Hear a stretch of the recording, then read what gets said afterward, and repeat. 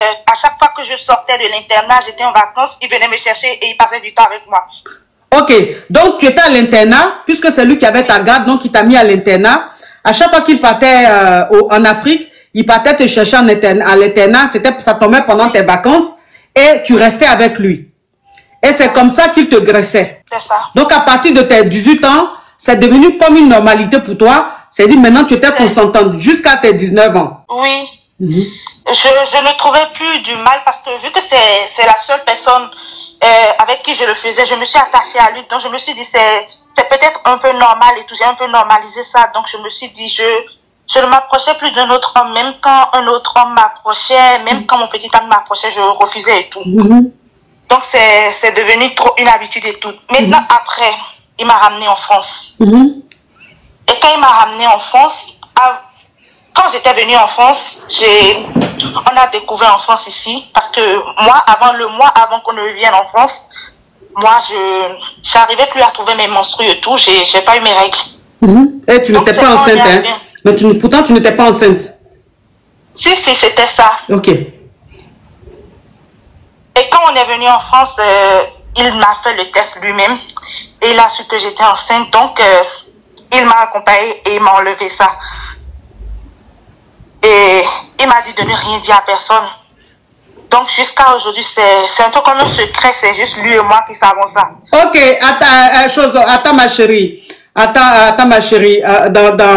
Comment on appelle, je vais vraiment récapituler pour que, je sais pas si j'ai déjà récapitulé, mais je vais vraiment reprendre l'histoire parce que là, ça devient très sérieux. Parce que j'ai pas envie que quelqu'un vienne expliquer du mensonge. C'est pour ça que dès le départ, je lui ai demandé si ce qu'elle disait était vrai ou c'était du mensonge. Mais elle a dit c'est vrai. On croit. Donc ton papa qui s'est séparé de ta maman et toi tu étais son seul enfant qui vivait en Afrique. Donc ton papa t'a mis à l'internat. Et pendant tes vacances, il partait te chercher à l'internat et tu restais avec lui. Donc de tes 17 ans à tes 18 ans, il t'obligeait à gré avec toi. À partir de 18 ans, tu pensais que c'était devenu une normalité. J'ai dit consentant tout à l'heure, parce que en fait le choc a fait, j'ai dit ce mot, mais je reviens sur le mot, c'est pas consentant parce que tu étais mineur, tu n'étais pas consentante, c'est juste que ton cerveau pensait que c'était quelque chose de normal. Voilà, donc je rectifie sur ce côté-là. Et à partir de 18 ans, en fait, c'est devenu une normalité pour toi. À partir de 18 ans, c'est devenu une normalité pour toi. Et jusqu'à tes 20 ans, et ton papa a fait tes papiers et tu l'as rejoint ici en France. Quand tu es revenu ici en France, tu n'avais plus tes menstrues.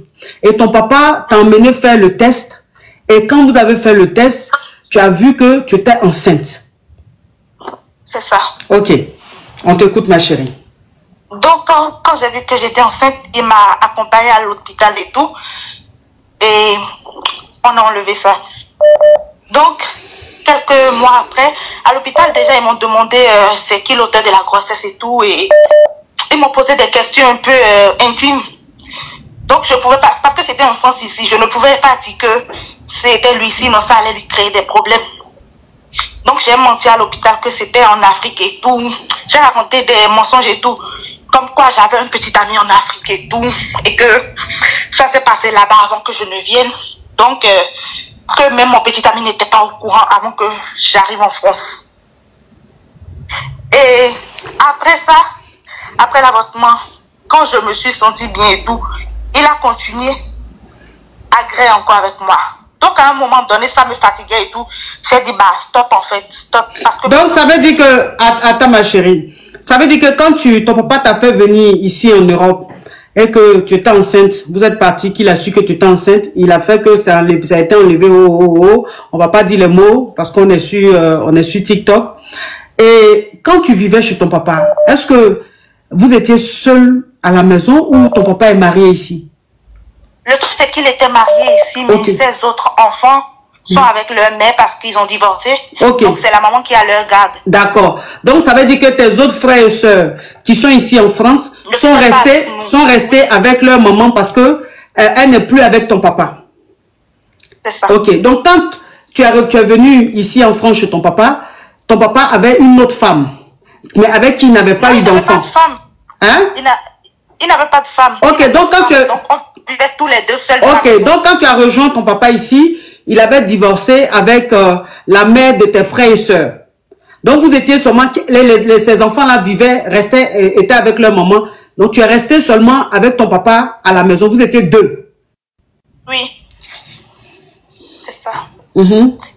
Donc, avec le temps, on a eu des problèmes et tout. Vu que moi, j'ai refusé, à chaque fois, il me dit oui, de toute façon. Je lui ai dit, bah, je suis fatiguée, si tu veux pas arrêter. Moi, je vais appeler ma grand-mère, elle est encore vivante. Donc, je lui menaçais, je disais, sa mère, quoi. Je lui disais, oui, je vais appeler ma grand-mère, je vais tout lui raconter. Je vais raconter ça à tout le monde et tout. Je vais dire la vérité, que c'est comme ça, tu me fais ci, tu me fais ça. Il me dit, oui, de toute façon, même quand tu vas dire ça, personne va te croire. Tout le monde va croire en ma parole, personne va te croire quand toi, tu vas parler. Je lui ai dit, mais de toute façon, moi, je veux plus rien avoir avec toi et tout. Je ne veux plus que tu me touches, je ne veux plus avoir de lien. À chaque fois, quand j'avais un petit ami, il avait le code de mon téléphone, il avait tout. Donc, quand j'avais quelqu'un dans ma vie, forcément, il faisait tout pour détruire la relation. Forcément, il faisait tout pour éloigner cette personne de moi. Donc, avec le temps, mon petit ami m'a rejoint en France. Il est venu en France. Non, elle n'est pas... Attends, ma chérie. Attends, ma chérie, s'il te plaît. Faut pas... Là, je sens que ta voix, tu as une voix tremblante. Ça veut dire que tu es en train de vivre ce que tu es en train de dire. Quand quelqu'un est en train de dire la vérité, ça se voit, ça se sent. Elle a une voix tremblante, elle a une voix qui est beaucoup émue. Ça veut dire que la petite, elle est en train de dire la vérité. Et c'est un peu comme une thérapie, ce qu'elle est en train de faire. Donc, ma puce, faut pas stresser, il faut pas être pressé. Prends ton temps, explique calmement. J'ai le temps, je suis très patiente. Prends ton temps et explique-nous jusqu'à la fin. Sois pas stressé. Tu as compris? Et sache qu'on ne te juge pas. Personne ne te juge. Si tu es peut-être en train de regarder, t'occupe pas des commentaires qui sont en train de te juger. Personne ne te juge. Tout ce que tu as fait là, t'as pas fait exprès. Tu as été manipulé. Donc, prends ton temps et on t'écoute, ma fille. Tu as compris? Oui, ma coach. Ok. Donc, après tout ça, je lui ai dit oui, j'allais parler aux gens et tout, de ma famille. J'allais quand même me confier à quelqu'un. De toute façon, c'est une épouse. Je ne pouvais rien dire à quelqu'un de ma famille parce que quand j'allais dire ça, ça allait retomber sur moi. Personne n'allait me croire. Donc, j'avais aussi peur que personne me croie dans la famille. J'avais une meilleure amie et tout, à qui je me confiais beaucoup. Donc, j'étais obligée de l'appeler un jour et de tout lui dire. Et elle m'a dit oui, ma meilleure amie me disait comme ça que c'est comme ça il a gré avec elle aussi. Et que elle voulait me dire, mais elle ne savait pas comment me dire. Je me suis dit à quel moment. Elle m'a dit oui, une fois quand tu étais partie à l'internat et tout, j'étais restée avec lui. Je me suis dit, mais comment tu as fait pour rester seule dans la maison avec lui et tout? Au moment où moi je suis allée à l'internat. Donc ça veut dire que quand il partait, quand tu étais à l'internat en Afrique, qu'il partait, un jour ta meilleure amie est restée à la maison avec ton papa, il a gré. Ça. Et c'est pas ma seule copine qui l'a gré apparemment. Toutes mes copines qui venaient à la maison, ils faisaient ça avec toutes mes copines. Moi, je ne savais même pas. Il y en a qui étaient consentantes et d'autres non. Donc moi, je ne savais, je ne pouvais pas savoir. Je sais qu'il peut faire des choses, mais moi, je ne pouvais pas savoir qu'il pouvait gré comme ça. Et coach, c'est même pas ça le pire. Le pire, c'est que après, j'ai découvert qu'il gré avec les petites qui n'ont même pas mon âge. Tout ça, j'ai découvert avant de venir en France ici, mais j'ai fait comme si de rien n'était. J'ai dit de toute façon, c'est mon père. Je ne peux pas le juger, je ne peux pas l'en vouloir et tout. Et je ne peux aller dire ça nulle part. Parce que quand je vais dire ça, ça va lui créer les problèmes. Donc je l'ai toujours couvert. Quelque chose qu'il a fait, quelque chose qu'il fait, je l'ai toujours couvert et tout. Je ne disais rien à personne. Donc quand on est arrivé en France et tout, il commençait à constater le changement dans mes comportements et tout. Vu que j'ai dit, je ne voulais plus rien avoir avec lui, je ne voulais plus. Il y a eu trop de choses dont j'ai dit, si c'est ça, moi je vais chercher mon logement et quitter chez toi. Il a dit non. Il a confisqué mon téléphone, ma carte bancaire, mon ordinateur, tout. Ce qui fait que je ne pouvais plus avoir contact avec personne.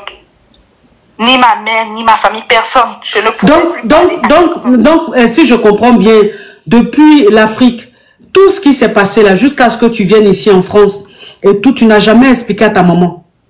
je ne peux pas lui dire ça. Je n'ai pas le courage, j'ai jamais eu le courage de lui dire ça. Parce que je me dis que d'une part, ça pourra la blesser. Et peut-être aussi, elle ne va pas me croire. Donc, j'ai toujours gardé tout pour moi. Je n'en ai jamais parlé à quelqu'un, à part ma meilleure amie à qui je dis, j'ai toujours gardé tout ça pour moi.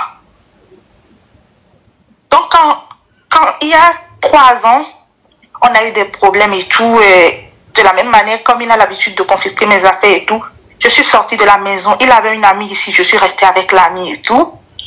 Donc, c'est quand je suis restée chez l'amie avait une fille qui avait à peu près mon âge. Et quand il venait chez la dame, il faisait des trucs bizarres à son enfant. Donc, l'enfant est allé voir sa mère maintenant pour signaler à sa mère que, quand tonton il vient ici, il fait telle chose et que moi, je n'apprécie pas. Elle disait ça à sa mère. Moi, je savais même pas. Et la petite avait quel âge? La petite avait peut-être, parce que dans le temps, moi, je devais avoir 20 ans. Je devais être dans ma 21e année. Donc, la petite avait peut-être 18 ans. 17, 18 ans. Mais elle est grande, elle est corpulente et tout. Et la fille a dit à sa mère, la fille a tout raconté à sa mère. Donc, après, la tata m'a appelé, elle m'a demandé, est-ce que tu étais au courant que ton père fait ci, fait ça? Je lui ai dit non. Moi, je n'étais pas au courant. Je n'ai jamais su qu'il pouvait faire des trucs comme ça. Entre-temps, je sais bien qu'il le faisait avec moi, son propre enfant.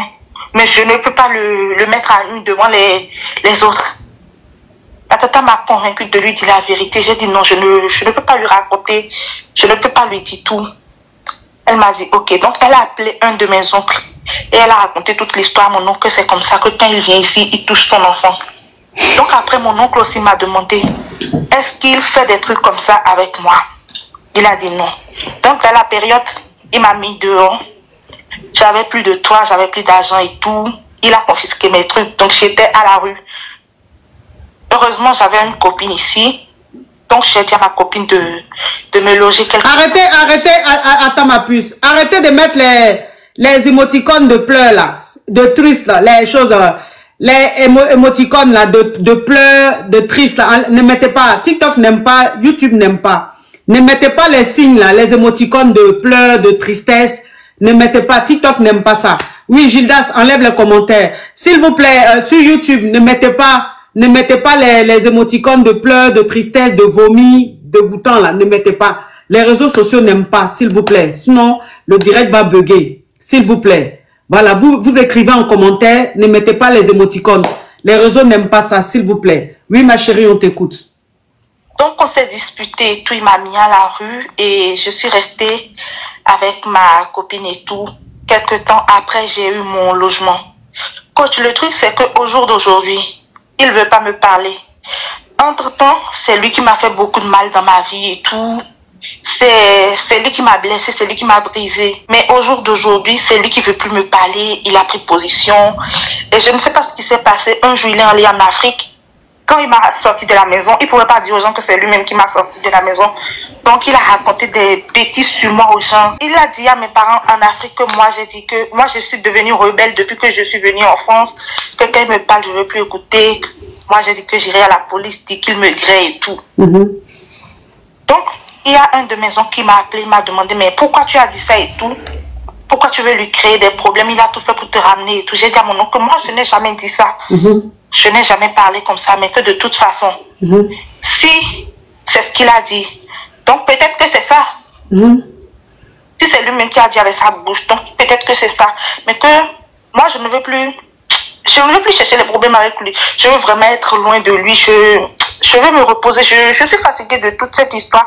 Et pour mon âge, c'est trop pour moi. C'est trop pour moi. Donc, depuis ce temps, il n'a plus de mes nouvelles et tout. Moi, comme j'étais fâchée, je me suis racheté un autre téléphone. Donc, après, j'ai enregistré son numéro. J'ai envoyé des messages et tout. Je lui ai demandé pardon parce que tous mes parents m'ont dit de le supplier, de lui demander pardon. Vu que moi, je ne pouvais pas raconter la vraie version aux gens. C'est la version qu'il a servi aux gens. Moi, je suis restée dessus. Donc, tout le monde m'a dit, oui, de toute façon, c'est ton père, ça ne va jamais changer. Demande-lui pardon et tout. Moi, je lui ai demandé pardon, j'ai tout fait. Tu as demandé pardon dans ça là? Tu as demandé pardon dans ça là?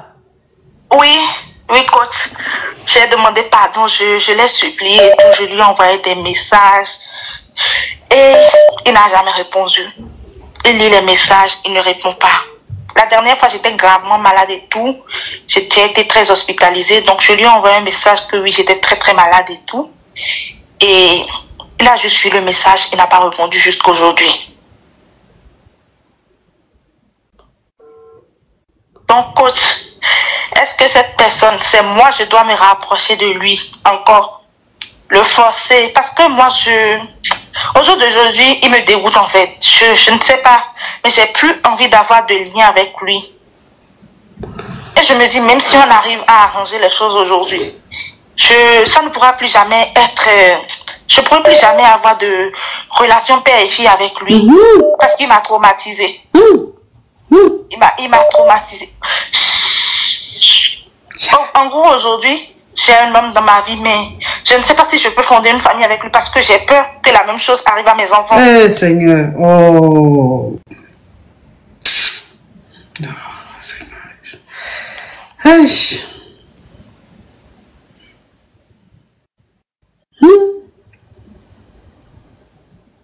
Donc, il ne veut plus me parler aujourd'hui. Je fais des efforts pour qu'il me parle, mais il ne veut plus.